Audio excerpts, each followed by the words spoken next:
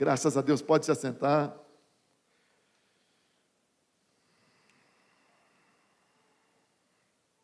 Nós vamos ter um projeto esse mês aqui na igreja, muito lindo, chamado Escola de 12. A primeira Escola de 12 vai acontecer esse mês, e já está todas as vagas já estão preenchidas. Depois você vai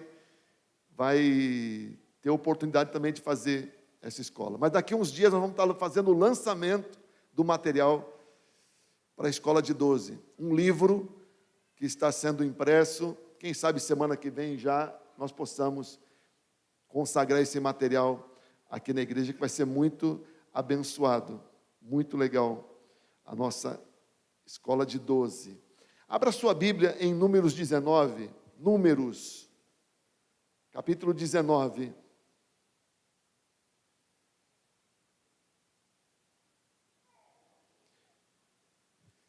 Números 19. Você já leu a Bíblia toda?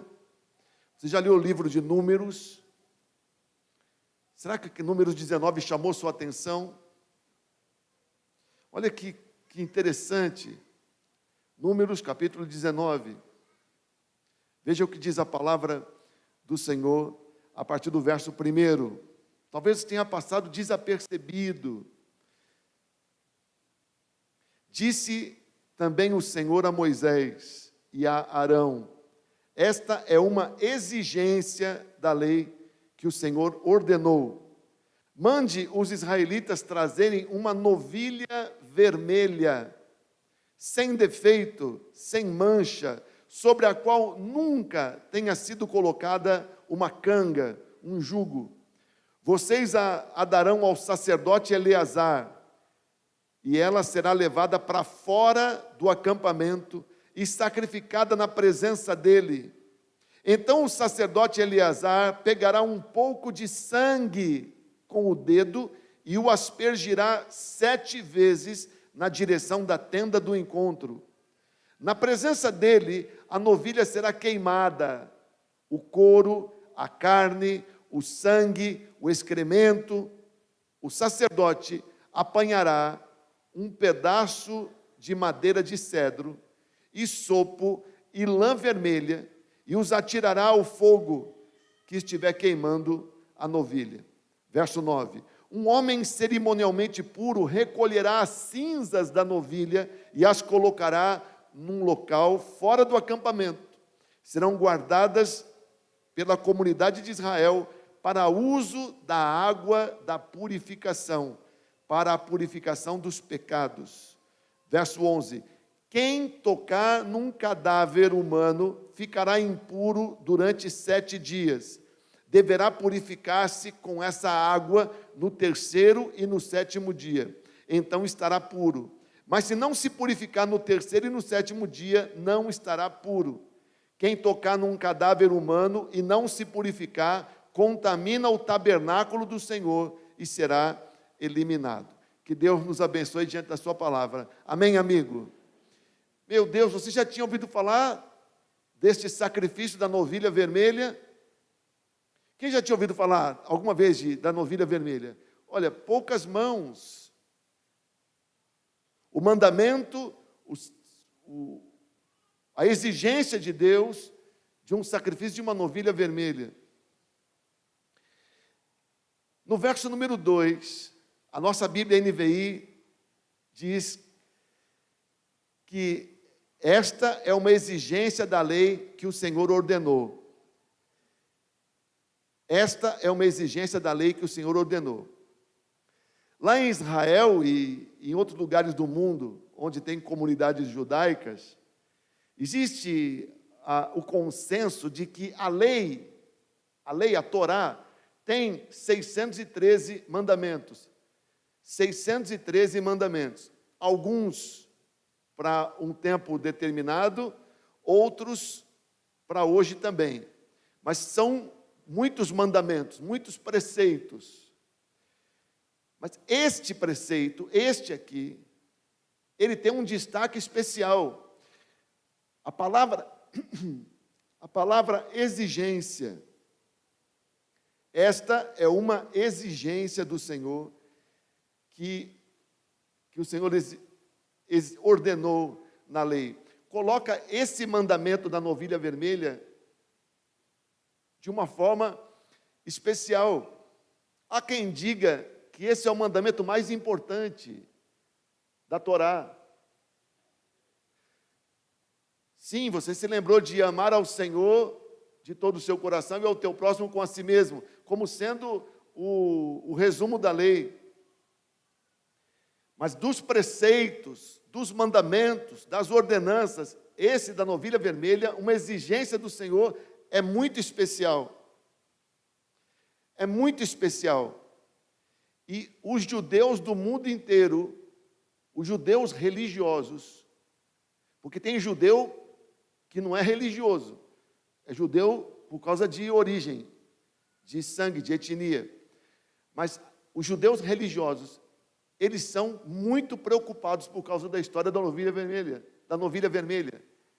Todo judeu devoto, ele é preocupado com essa história da novilha vermelha, com esse mandamento.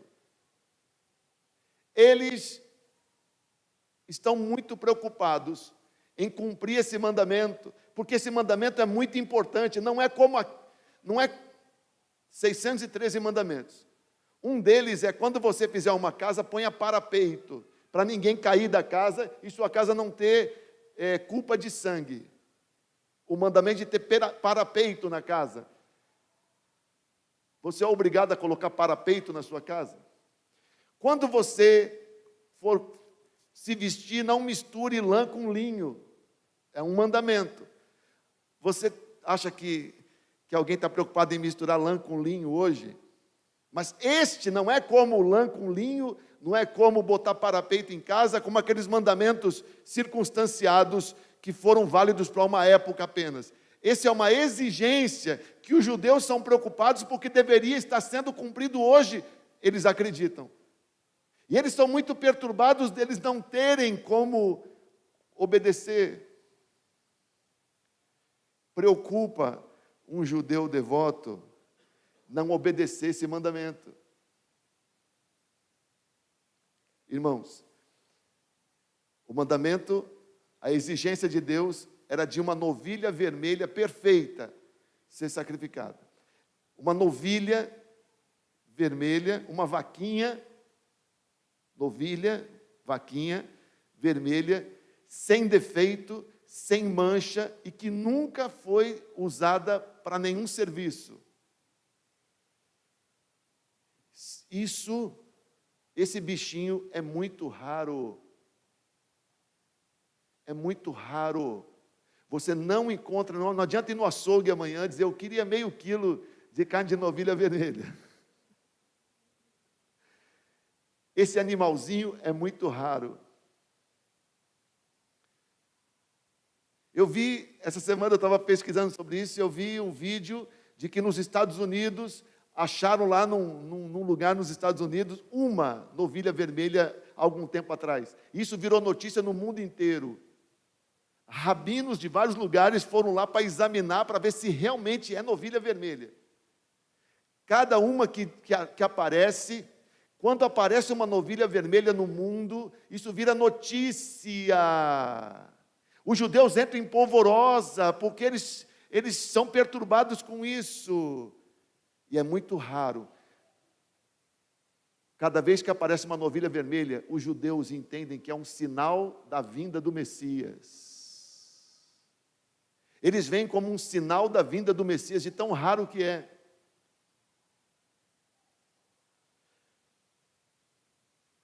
Há rabinos em Israel, há um instituto em Israel, criando novilhas vermelhas. Porque eles creem que está chegando o momento do templo voltar a ser construído, o terceiro templo, e então poderão voltar a obedecer esse mandamento. E esse pessoal lá em Israel, porque eles pensam que não adianta ter achado uma novilha vermelha nos Estados Unidos, eles não conseguem colocar na primeira classe da American Airlines e levar para Tel Aviv. E eles estão preocupados em encontrar.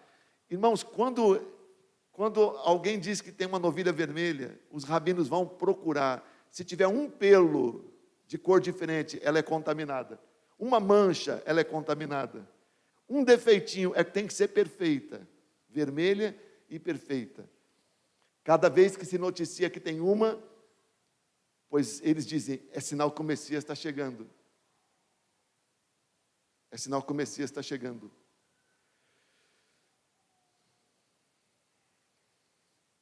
Agora você note, para que eles precisam, por que eles têm falta de uma novilha vermelha? Para que servia? A novilha vermelha serve para produzir um produto chamado água purificadora. Na Bíblia King James, sabe como é que chama? Água lustral. Água lustral, é até mais chique. Uma água especial, a água purificadora. E o que a novilha vermelha e a água purificadora tem a ver comigo e com você? Bem, a gente precisa falar de alguma coisa no domingo à noite, senão não tem sermão. Não, tem mais do que isso, não é só para preencher liturgia, é porque a água purificadora, ela serve para purificar do quê? Da morte. Os judeus ficam desesperados, porque a água lustral, ou água purificadora, ela serve para purificar da morte. E se eles não têm essa água purificadora, como eles fazem para eles se livrarem da morte? Que Deus abra o nosso entendimento para a gente entender o que isso tem a ver com a igreja. Amém ou não amém? Amigos, irmãos, isso tem a ver com o Messias, sim, senhor. Isso tem a ver com o Messias. Até Jesus Cristo, as novilhas vermelhas eram raras, elas existiam, e os rituais aconteceram, e eles tinham aquelas cinzas da novilha, conforme o Senhor estabeleceu. Mas quando Jesus chega, o templo desaparece, e as novilhas vermelhas desaparecem, e a água lustral, a água purificadora não existe mais, eles não têm mais como se defender, porque Jesus é agora o recurso de Deus para nos livrar da contaminação da morte. Amém ou não amém? Os judeus sofrem, padecem, se preocupam porque eles ainda não reconheceram que Jesus Cristo, Ele vem e Ele cumpre em nós a purificação completa. Se você olhar de novo o texto, vê de novo o número 19. Depois do verso 2, que está falando que é uma exigência da lei do Senhor, do testamento, da aliança do Antigo Testamento, fala que a novilha tem que ser vermelha, sem defeito, sem mancha, e que não tenha sido subjugada a nenhum serviço. E olha o verso 3. Diz que ela teria que ser levada para onde para ser sacrificada? Para onde? Pelo sacerdote, teria que ser levada pelo sacerdote Eleazar, filho de Arão, deveria ser levada para fora do acampamento, e ali imolada, e ali sacrificada. Observe que Jesus Cristo também foi declarado, antes de Jesus morrer, Jesus foi declarado como alguém sem culpa. Jesus foi declarado por autoridades em Jerusalém mais de uma vez como alguém sem culpa. Até o centurião romano que estava trabalhando na execução de Jesus fez essa declaração, que não havia culpa nele.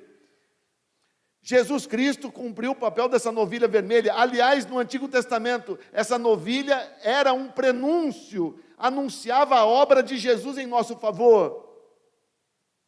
Jesus Cristo sem defeito, sem pecado, sem culpa, como aquela novilha tinha que ser sem mancha, sem defeito. Jesus Cristo foi oferecido em sacrifício na cruz. Aonde ele foi crucificado? Aonde?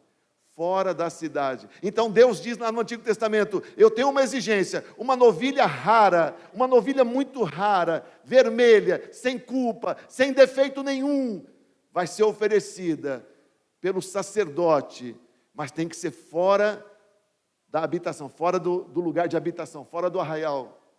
Pois Jesus Cristo teve que morrer fora do arraial. Sim ou não?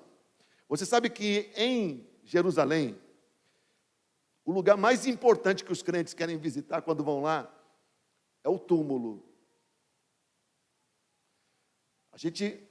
Todo ano a gente vai para Jerusalém pelo menos uma vez. Mês que vem eu irei de novo para a festa de tabernáculos. Mas esse ano já estive lá, liderando uma caravana. Onde que as pessoas da caravana ficam mais quebrantados? No Jardim do Túmulo. Tem um missionário lá chamado João Batista, faz toda aquela explicação, uma graça de pessoa, e a gente toma a ceia do Senhor, e uma palavra, e todos ficam muito impactados. A gente entra no túmulo. Agora, tem 2 túmulos de Jesus em Jerusalém. Tem 2. E tem gente que garante que os 2 são verdadeiros. Mas Jesus só foi sepultado num lugar, meu Deus do céu.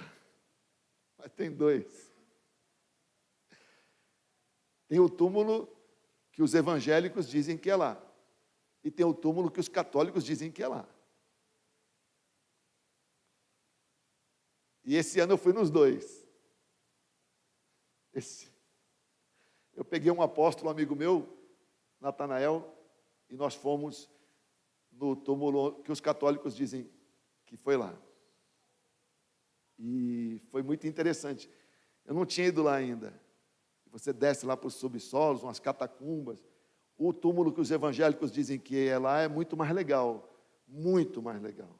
Muito mais agradável. O que os católicos dizem, os ortodoxos também, é um tanto surumbático. Sabe o que é surumbático? Assim, tétrico. Sabe o que é tétrico? Então vá lá para você ver. Surumbático, tétrico, assim meio fantasmagórico, sabe? Você sendo evangélico, você chega lá, você se faz o sinal da cruz. É assim meio... A gente chegou lá, parece que os doidos, tem um pessoal doido que vai lá. E a gente viu alguns doidos perambulando por lá. E eu filmei, eu tenho filmes no meu celular. Se você quiser ver uns filmes que eu fiz lá, no túmulo esse surumbático, me chama para tomar um lanche depois do culto, e eu mostro para você no meu celular. Mas eu levei meu amigo lá, e a gente se perdeu um do outro. Eu filmando e andando lá, quando eu vejo, eu estou entrando... Quando eu me percebi, eu estava filmando, tal, distraído. Quando eu vejo, eu entrei no altar de uma missa que estava acontecendo lá. Falei, meu Deus do céu. Que coisa. Aí recuei, obviamente. Enquanto isso, o meu amigo sumiu de mim. E aí depois eu encontrei com ele, aí ele disse para mim que estava lá andando naquelas catacumbas, e uma pessoa chegou para ele e falava uma língua que ele não entendia, mas ele entendeu a pessoa mostrando as mãos e dizendo para ele que era o Messias. Então, ele teve a oportunidade de encontrar um falso Messias lá naquela... A gente vê uns doidos lá, muita gente doida vai em Jerusalém, ou vai lá e fica doida, não sei o que acontece. Mas 2 túmulos, você pode ir lá estudar e tentar descobrir qual que é o mais verdadeiro.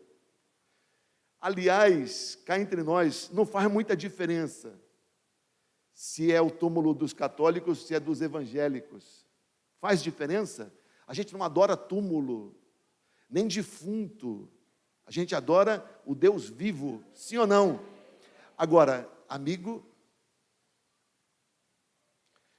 ninguém lá em Jerusalém, duvida que Jesus Cristo foi crucificado. Inclusive tem a rua até hoje por onde ele carregou a cruz, chamada Via Crucis, que os católicos e os ortodoxos também gostam de fazer procissão por ali. Quando a gente vai lá, a gente percorre aquele caminho. Hoje é um mercado árabe, no bairro árabe de Jerusalém, mas o caminho leva para fora da cidade, para fora dos muros, para fora dos muros. Todos sabem que Jesus Cristo foi crucificado fora dos muros, fora da muralha, fora da cidade, na direção de Jafa, na direção de Jafa, para fora dos muros, na direção de Damasco, para fora dos muros, para fora do portão de Damasco, perto do portão de Damasco, aliás, numa pequena colina ali. Por quê? Porque a novilha vermelha, Deus disse, será sacrificada fora da cidade, fora do arraial, fora. E Deus disse o detalhe, o sacerdote vai pegar um pouco do sangue com o dedo, e ele vai na direção do tabernáculo, ou do templo, ele vai aspergir o templo 7 vezes com o sangue daquela novilha. 7 vezes, como que lançando o sangue da novilha, simbolicamente, 7 vezes na direção do templo. Fora este pouquinho de sangue lançado na direção do templo, lá de onde está sendo feito o sacrifício, agora, diz Deus, a novilha vai ser totalmente queimada.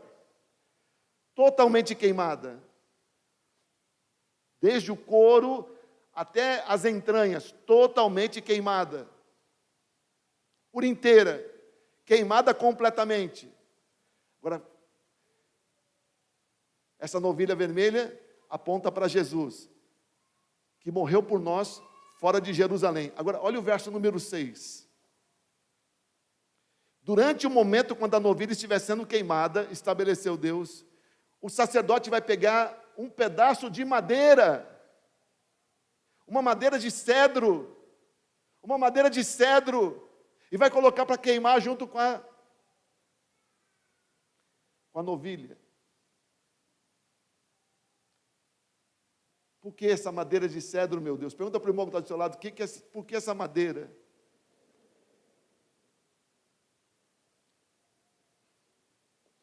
Porque Jesus Cristo foi o sacrifício perfeito para nos purificar da morte. E ele foi imolado, ele perfeito, num madeiro. Então Deus disse, no ritual dessa novilha, eu quero que seja colocado um pedaço de madeira, a madeira de cedro, que vai queimar junto com a novilha. E as cinzas da novilha estarão misturadas com as cinzas dessa madeira. Também de hisopo e lã vermelha. Tudo isso vai queimar. E essas cinzas, depois, vão ser misturadas com água de uma fonte corrente, não água parada, não água suja, mas tem que ser uma água limpa. Essas cinzas vão ser guardadas e depois vão ser misturadas com água limpa. E essa água com essas cinzas é que vai ser usada para aspergir toda pessoa que estiver contaminada por um defunto, por uma morte, por uma impureza. No final do capítulo de Números, Deus diz que os despojos de guerra contra os amalequitas deveriam ser purificados com essa água.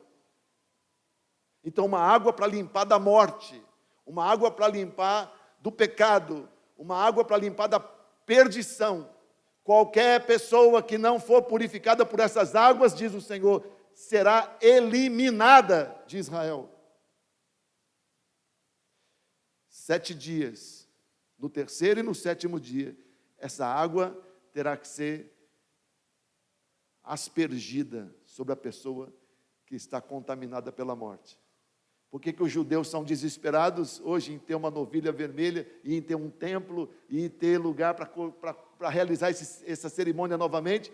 Porque eles não podem resolver um problema muito grave chamado contaminação pela morte. E agora? Mal sabem eles que Deus já resolveu isso para nós, nos dando Jesus Cristo, o nosso Senhor e Salvador. Amém ou não amém? No verso número 11 está especificado: esta água, feita com as cinzas desse sacrifício, desse holocausto todo queimado, servirá para purificar quem estiver contaminado, impuro, por conta da morte. Graças a Deus, Jesus Cristo fez esse sacrifício por nós definitivamente, e nós temos em Jesus purificação verdadeira para nós. Amém ou não amém? Só quem acredita dá um aplauso ao Senhor bem forte.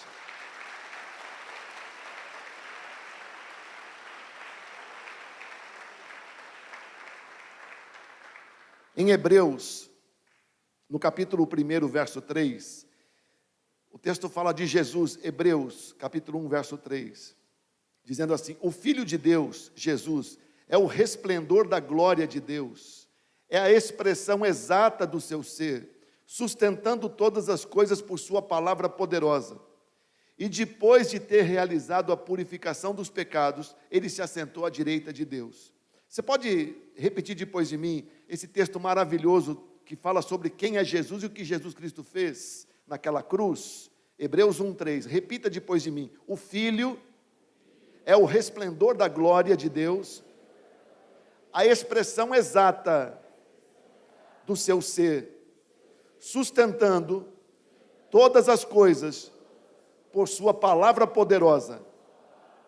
E depois de ter realizado a purificação dos pecados, depois de ter realizado a purificação dos pecados, ele se assentou à direita de Deus. Então diga para o Senhor, diga: Senhor Jesus, eu reconheço quem Tu és. O Senhor é o resplendor da glória de Deus, é a expressão exata da pessoa de Deus. O Senhor sustenta todas as coisas pela Tua palavra poderosa. E foi o Senhor quem morreu do lado de fora de Jerusalém. Foi o Senhor quem se ofereceu como holocausto naquele madeiro, para que houvesse purificação dos meus pecados.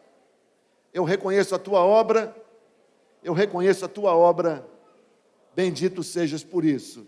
Dá um aplauso bem lindo ao Senhor.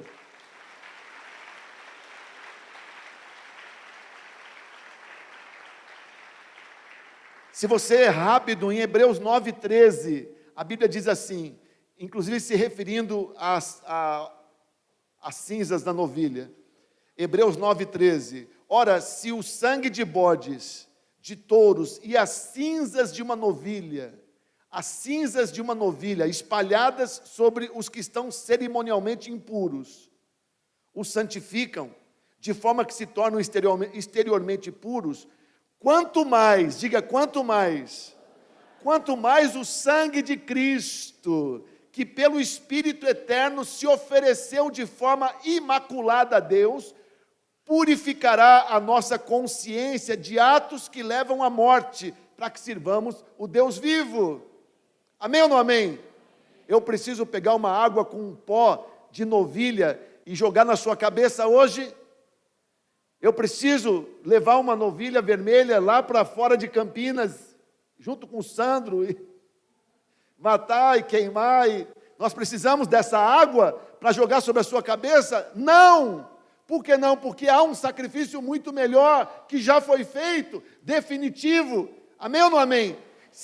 O autor aos Hebreus diz: se aquela cinza da novilha limpava por fora, quanto mais é poderoso para nos purificar o sangue de Jesus, de tudo relacionado à morte, nos limpa de tudo o que leva à morte, para que a gente possa servir o Deus vivo. Amém ou não amém? Diga para o Senhor, diga: meu Deus, eu posso te servir ao Deus vivo, porque o sacrifício de Jesus é mais poderoso do que a água purificadora da antiga aliança. Só quem crê nisso dá um aplauso bem lindo ao Senhor.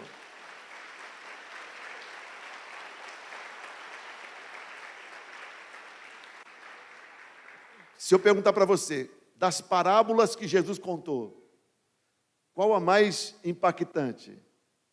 Qual que fala mais ao seu coração? Você sabe que Jesus contou muitas parábolas. Qual que é a mais impactante? Talvez hoje, porque é dia dos pais, você vai falar do filho pródigo. Mas me parece que a mais impactante é a do bom samaritano. Se me perguntar, eu vou dizer a parábola do bom samaritano. É muito impactante. Até porque foi falada por Jesus, para os judeus, e o herói da parábola é um samaritano. Você sabe da desavença que havia entre judeus e samaritanos. É muito especial aquela parábola. Mas note, o homem foi espancado, assaltado e deixado inconsciente, como parecendo morto, no caminho que vai de Jerusalém para Jericó. Esse ano eu já passei por lá, todo ano a gente passa lá pelo menos uma vez. Está lá o caminho, a descida, Jericó no nível do Mar Morto, Jerusalém no alto da montanha. O homem estava na beira daquele caminho, parecendo morto. Quem vem na sequência, diz Jesus, quem passa no caminho, descendo do seu turno em Jerusalém, descendo na direção de Jericó, um sacerdote. E qual é a atitude do sacerdote? Vê um homem parecendo morto, ferido, na beira do caminho. O que o sacerdote faz? Passa de largo e vai embora. Depois vem o levita, passa de largo. Mais atrás vem o samaritano, que para. Pergunto para você, por que o sacerdote não parou? Por que o sacerdote não parou? Por que o sacerdote não parou e não foi acudir o homem? Por que o sacerdote não parou? Porque ele era mesquinho, malvado. Por que ele não parou? Por causa da morte. Se ele tocasse num defunto, irmãos, tinha uma distância mínima, não precisava tocar, chegar perto, entrar numa casa onde havia luto, tocar numa coisa que foi usada, que teve contato com um defunto, não precisava ser gente, que fosse um animal. Sendo ele sacerdote, ele não podia tocar, não podia se aproximar. Se ele se aproximasse, ele estava impuro, ele não podia voltar para casa, porque quem tocasse nele estava impuro. Ele não podia seguir viagem. Ele estava vendo a pessoa caída ali. Ele sabia que aquele caminho era caminho de salteadores. Ele podia pensar que aquele homem estava morto. Aparentemente, podia levar essa suposição. Se ele tocasse, se ele chegasse perto, e se o homem estivesse morto, ele estaria contaminado. Imediatamente ele tinha que voltar para Jerusalém. E ele teria que ficar 7 dias retido. 7 dias. No 3º dia e no 7º dia, ele receberia a água da purificação para se purificar da morte. Imagina hoje na cabeça dos judeus que eles não têm essa água. Como eles devem ficar. Então ele diz, eu não posso me contaminar, porque só a água lustral para me limpar da morte. E eu só vou encontrar essa água lá em Jerusalém, que foi feita com as cinzas do sacrifício feito do lado de fora da cidade, de um animal sem defeito, com um pedaço de madeira junto. O que seria a nossa vida se não fosse Jesus Cristo? O que seria a nossa vida se nós fôssemos judeus à procura de uma novilha vermelha e esperando o momento dos árabes desocuparem o lugar do templo para voltar a ter templo, sacerdote e água purificadora. Bendito seja o Senhor, porque nós temos Jesus. Amém ou não amém? E através de Jesus, nós temos algo muito mais poderoso do que aquela água que eles tinham em Jerusalém. Sim ou não? Graças a Deus por isso. Só Jesus, o nosso Senhor, é capaz de dizer o que ele disse lá em João 11:25. Eu sou a ressurreição e a vida. Aquele que crê em mim, ainda que morra, viverá.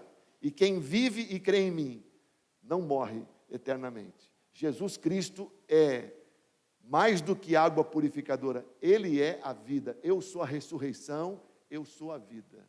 Amém ou não amém? Aquilo que Deus disse com destaque no Antigo Testamento era só um prenúncio de Jesus Cristo, que viria para purificar de vez as nossas vidas do pecado e da morte. E para terminar essa breve palavra, em João 11:51, a Bíblia conta que o sumo sacerdote Caifás, sumo sacerdote na época que Jesus Cristo morreu em sacrifício por nós, sem saber, ele profetizou sobre a morte de Jesus. João 11:51, o sumo sacerdote Caifás, em Jerusalém, junto com o Sinédrio, sem saber, profetizou sobre a morte de Jesus. Diz assim o Evangelho de João, capítulo 11:51. O sumo sacerdote não disse isso de si mesmo, mas sendo o sumo sacerdote naquele ano, profetizou que Jesus morreria pela nação judaica, e não somente por aquela nação, mas também pelos filhos de Deus que estão espalhados para reuni-los num povo. Mas também pelos filhos de Deus que estão espalhados para reuni-los num povo. Para isso Jesus morreu. Por Israel e por nós, para nos fazer um só povo, livres da contaminação da morte. Amém? Não precisa mais de novilha vermelha, só se for para fazer churrasco. Não precisa mais. Não precisa ficar correndo o mundo, não precisa ficar desesperado porque não tem essa água. Quem crê em Jesus, quem tem a ressurreição e a vida, quem tem a fé em Jesus Cristo, tem o benefício do sangue que ele derramou na cruz. O sangue de Jesus é muito mais poderoso do que aquela água, que tinha que ser lançada no indivíduo cada vez que ele se contaminava. Agora nós temos o sangue de Jesus que nos purifica de todo o pecado, de uma vez por todas. E se eu pecar de novo, pois você tem à sua disposição, mediante arrependimento e fé, você se purifica. Amém ou não amém? Só quem entendeu fica de pé e vamos orar ao Senhor.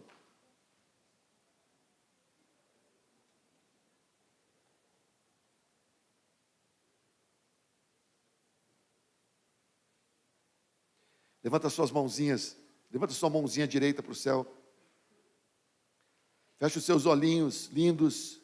Ora comigo no seu lugar, diga: meu Deus, muito obrigado, porque Jesus Cristo, sem pecado, sem defeito, sem mácula, foi oferecido em sacrifício, ali do lado de fora de Jerusalém, num madeiro. Ele foi oferecido em sacrifício. E o sangue de Jesus Cristo é infinitamente mais poderoso do que cinzas de uma novilha vermelha, para me purificar de todo o pecado. Muito obrigado, meu Deus, porque através de Jesus Cristo, eu não temo mais a morte. Meu Senhor Jesus Cristo é a ressurreição e a vida. E nele eu tenho perdão dos meus pecados, purificação para servir ao Senhor, o Deus vivo. Obrigado, Senhor Jesus, pela tua grande obra, porque através do Senhor eu faço parte do povo de Deus, lavado e purificado do pecado e da morte. Como é bom, Senhor, ser lavado pelo teu sangue. Como é bom, Senhor, ser livre da morte. Muito obrigado, Senhor. Bendito sejas, bendito sejas. Dá um aplauso bem lindo.